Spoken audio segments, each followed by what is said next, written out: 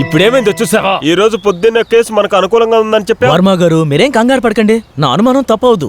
అంతా మనకు అనుకూలంగానే ఉంది. ఎవరికో అప్పచెప్పిన ఆస్తి మనకలా ఉపయోగపడుతోంది. నిజమే వర్మ గారు, మీరు ఏమీ తెలియనట్టు ఊరికే నటించకండి సార్. నేనెందుకు నటించాలి? ఊరుకో. అయ్యో, నేను ఊరికే మిమ్మల్ని ఎగతాళి చేశాను సార్. ఎవరో ఒకరికి ఇంటిని అప్పగించిన మాట వాస్తవమే. అతను ఎవరో నిర్ణయించుకోవాల్సింది మీరు మాత్రమే. మీకు ఆ ఇల్లే కదా కావాలనుకుంటున్నారు. మనకి అనుకూలంగా ఉన్న వాళ్ళని ఆ ఇంటికి రిసీవర్గా పంపిద్దాం.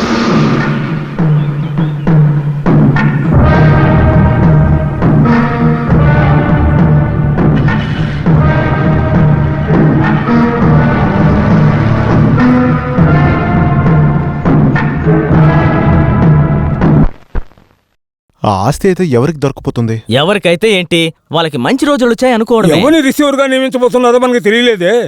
1.5 లక్షలు ఖర్చు పెట్టి 2 బంగ్లాలు కట్టారు. అది సాధారణమైన ఇల్లా ఏంటి?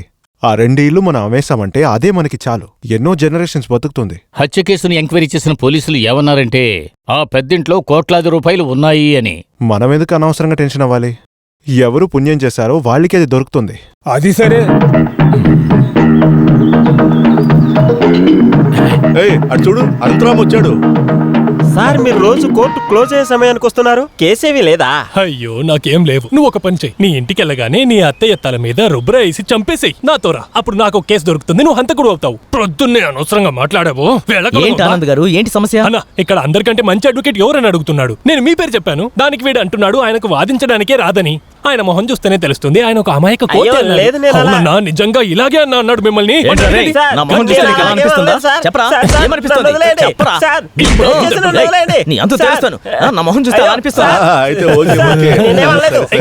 ఏంటయ్యా, లోపల ఒకే నవ్వులు వినిపిస్తున్నాయి. డ్రమ్స్ డప్పులు కొట్టేంత విషయం ఏదైనా జరిగిందా కోర్టులో?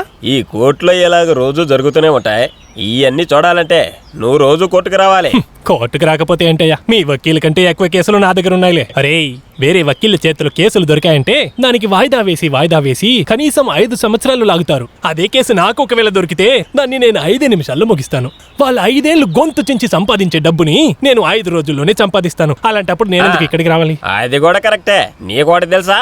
చిత్రాపురంలో ఉన్న పెద్దల్లో రిసీవ్ చిత్రపురంలో ఉన్న పెద్ద ఇల్లు రిసీవర్ చేతికి మారిపోయింది. అది ఎవరిదైతే నీకంటే. అవును, ఈ రోజు నీ గుమ్మస్తాను చూడలేదే. వాడు చనిపోయాడు. అయ్యో అయ్యో దేవుడా కాపాడు. అయ్యో, 2 బ్యాట్లకి మధ్య దొరికిన బాల్ లాగా అయిపోయానే. అలా ఇలా చూడండి సార్, నేను చెప్పేది కొంచెం జాగ్రత్తగా వినండి. ఆ తీర్పే కరెక్ట్ అండి. ఆ తీర్పు కోసం మేమెందుకు ఇక్కడికి రావాలి? మేం పంచాయతీ ప్రెసిడెంట్ దగ్గరికి వెళ్తాం. చూడండి చెల్లెమ్మ, మీ ఎనర్జీని వేస్ట్ చేయొద్దు. వకీల్ ఆనంద్ గారు సమాధానంగా ఉంటారు. ఆయన సమాధానంగా ఉంటారని తెలుసుకోవడం కోసం పావురాలు పెంచుతున్నాడు. అందులో ఒకటి చనిపోయింది. ఈయన అమ్మ ఉంటే నాకు నిద్రే రాదు. అంతలా అయితే ఏమనుభవించారు? అనుభవించింది నేను. పెళ్లి చేసుకున్నప్పటి నుంచి ఇతను నాకు సంతోషమే ఇవ్వలేదు, ప్రశాంతంగానే ఉండలేదు. మొగ్గుణ్ణి లోపల వేస్తేనే నేను ఊరుకుంటానని చెప్పి ఒక పెళ్ళం. చెల్లి, ఇన్ని సంవత్సరాలుగా ఈ రాక్షితో మీరు కాపురం చేశారంటే మీకు పరమవీర చక్ర ఇవ్వాల్సిందే అన్న. అది నాకు ఆశగా ఉంది. శ్మశాన చక్ర ఇస్తాను. ఏమైందిరా? ఆనందా, నువ్వు రాకముందు ఒక సమస్యను క్లియర్ చేద్దామని నేను అనుకున్నాను. కానీ వీళ్ళు నన్ను చంపేసేటట్టున్నారు. కానీ అయినా సభలో ఇది వెళ్ళినా గానీ ఇది క్లియర్ అవ్వదు అనుకుంటా. ఇండియా పాకిస్తాన్ లాగా ఒకటి క్లియర్ అయితే ఇంకోటి స్టార్ట్ అవుతుంది. ప్రాబ్లం. ఇప్పుడు నువ్వు దెబ్బలు తింటావు చూడు. ఏంటి? చూడు, నువ్వేం పెద్ద వకీల్వి కాదు. నా కింద ఒక సాధారణ గుమస్తావు. అయ్యో సారీ సార్. ఇదేం పెద్ద మార్కెట్ అనుకున్నారా? సమస్యని తీర్చడానికే మీ ఇద్దరిని రమ్మన్నాను. నాకు కోర్టులోంచి వచ్చే తీర్పే కావాలి. దానికి మీరు ఒక 9 సంవత్సరాలు వేచుండాలి. 9 సంవత్సరాలా? కోర్టుకి మీది మాత్రమే కాదు, ఎన్నో కేసులున్నాయి. వాదాడే వకీలు వచ్చిన రోజు ప్రతిపక్ష వకీలు హాజరవ్వరు. అందువల్ల మీ కేసుకి వాయిదా వేసి మీరు కోరుకునే తీర్పు వచ్చే వరకు కనీసం ఒక 5 సంవత్సరాలు పడుతుంది. మీరు ఇంకా కోర్టుకి ఎన్ని రోజులు రావాల్సి వస్తుంది తెలుసా? ఇప్పుడు మీరే కలిసి నిర్ణయించుకోండి. మీరిద్దరు కలిసి ఉంటారా లేదా విడిపోతారా అని. ఏంటి? అయ్యో అమ్మా, నొక్కొద్దు.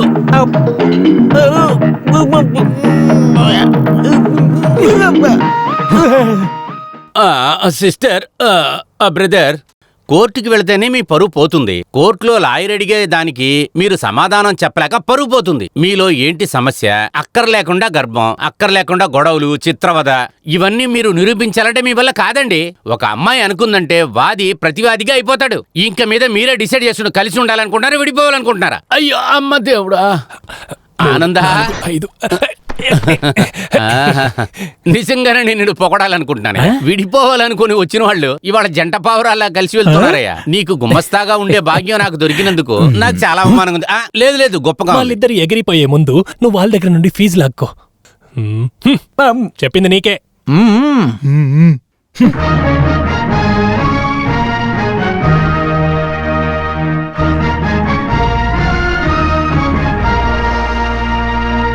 చూడ్డానికి పిచ్చోడ్లాగా కనిపిస్తున్నాడే వాడే నందకుమార్. ఎంత పరిగెత్తినా గాని గొర్రె సంతకొచ్చినట్టు తిరిగి అలా మనం రావాల్సిందే ఎప్పుడు కదా. చెప్పలేము. ఆ మనిషి కేర్ ఆఫ్ లో ఇంకా ఎవరినైనా రిసీవర్ గా వేశారంటే నేనెందుకు ప్రాణాలతో ఉండాలి? మీరు ధైర్యంగా ఉండండి.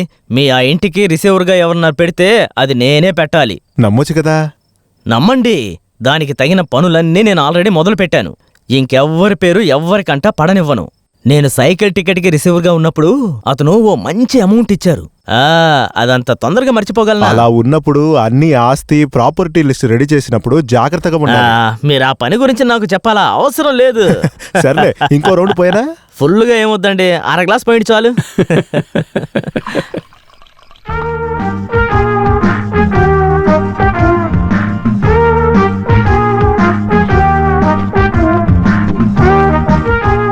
అరే ఎందుకంత తొందర? చిన్నగా తినొచ్చు కదా. అది ఏంటనేదే తెలియలేదు. అవసరంగా తింటాం నాకు అలవాటైపోయింది. ఇలా కంగారుగా తింటేనే కంగారుగా కేసు ఫినిష్ అవుతుంది. అయితే నువ్వు చెప్పిన ప్రకారం ఐపీసీ 304 ప్రకారం బిఏ ఊరికే చదవచ్చు. సరదాగా చదివితే కాదయ్యా, కరెక్ట్ గా చదవాలి. తీర్మానం మనమే చేయాలి. ఇలా చూడవయ్యా, లా కాలేజీలు 3-4 సంవత్సరాలు చదివితే ఏ ప్రయోజనం లేదు. అనుభవం అనేది ఉండాలి. అది నా దగ్గర ఎక్కువ ఉందయ్యా. తర్వాత ఫీజు అనేది నాకు కొంచెం ఎక్కువ ఇవ్వు. ఇప్పుడంతా లా పాయింట్స్ కి ఎక్కువ ఛార్జ్ చేస్తున్నారు. కేసు అయిపోగలేస్తాను. వాదన అయిపోయిన తర్వాత నువ్వు ఏమార్చావనుకో డబ్బు లేదని నాకు చెప్పొద్దు. అయ్యో, నువ్వెందుకు కొత్త వకీల్ని చూసుకుంటున్నావు? నీ ఆనంద్ వకీల్ రాలేదా? కోర్టు ఇంకా అవ్వలేదు కదా. కోర్టు అయిన తర్వాత కదా లాయర్ వస్తాడు. నువ్వు ఈ వకీల్ దగ్గర పనిలో ఉండి కేసు లేకుండా కూడా పోవచ్చు కదా. నన్ను చూసి నేర్చుకో. దాన్నంతా నేను చూసుకుంటానులే. నీ లాయర్కి కేసు దొరకాలని నువ్వు దేవుని దండం పెట్టు. అరే మన ఆనంద్ వచ్చాడు. ఇలా చూడవయ్యా, నీ గురించే వీళ్ళందరికీ బాగా చెప్తా ఉన్నా నేను. చెప్పాను కదా. చెప్పిన పని పూర్తయిందా? తిన్నాను. కూర్చో, తింటా మాట్లాడు. నేను భోంచేయడానికి రాలేదు, వకీల్కి థ్యాంక్స్ చెప్పి వెళ్దామని వచ్చాను. ఈ పనికి రాని వాడిని మీ గుమస్తాగా అపాయింట్ చేసుకున్నందుకు నేను వేరెవరినైనా చూసుకుంటాను. ఆనందే, స్టాప్. ఏంటి బుద్ధి ఎక్కడ మాట్లాడుతున్నావు? నిన్న కోర్టు వేసుకున్న వీడి దగ్గర అంతా నేను పనిచేయలేనయ్యా. అసలు నా వల్ల కాదు. నేను వీడికి లా పాయింట్లు నేర్పిద్దామని అనుకున్నాను. ఏయ్, పార్టీలు కోర్టుకు రాకుండానే డబ్బులు ఇస్తానంటున్నప్పుడు నువ్వెందుకురా ఇలా చేస్తున్నావు?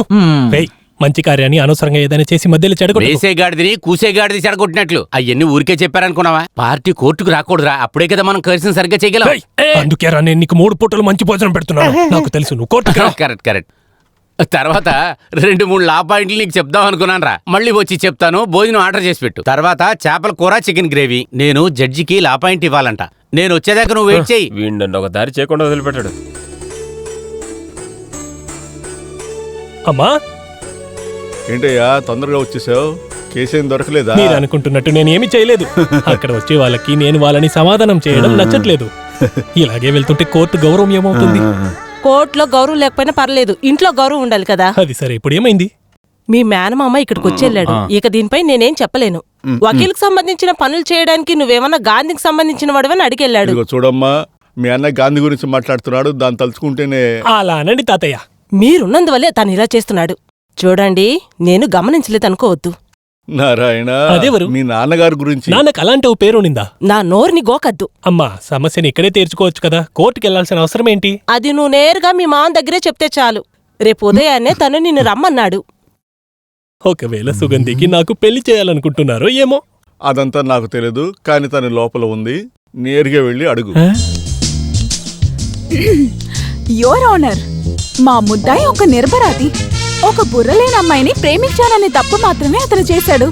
ఇంత అందంగా ఉన్న ఒక అమ్మాయిని 4 మధ్య తాళి కట్టి తీసుకెళ్లకుండా సపోర్ట్ చేయాలనుకున్న నా ముద్దాయిని